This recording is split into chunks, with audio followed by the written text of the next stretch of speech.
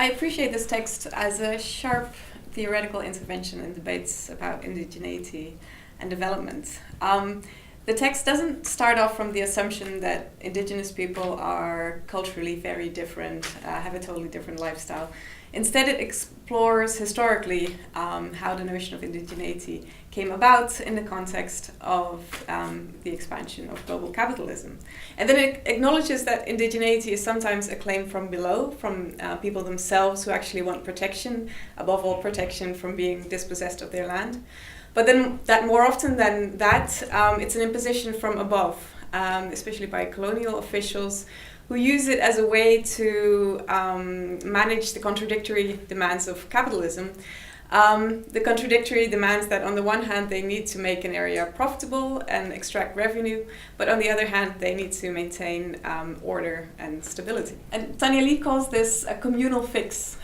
Fix, first of all, in the sense of repairing, because for colonial officials it had the function of repairing, managing a potentially explosive situation where the entire rural population might be subjected to free market forces, and this big, potentially dangerous, dispossessed class would emerge.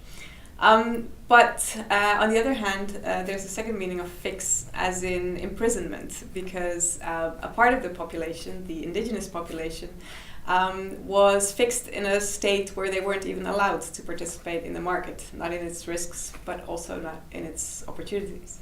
So then the article goes on to look at the present and actually notices that many advocates of, for example, indigenous land tenure, amongst whom the World Bank, are taking on that same paternalist role that the colonial officials took on, of deciding who may and who may not be subjected to the free market.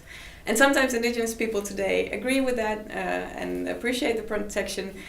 Very often they also don't, and individually actually start undermining those protections. But the crux of Tania Li's critique is that all these efforts to manage capitalism by dividing up a population in cultural terms, in the end are about ways of making sure capitalism survives. They're not about making sure that a rural population survives, let alone that it thrives.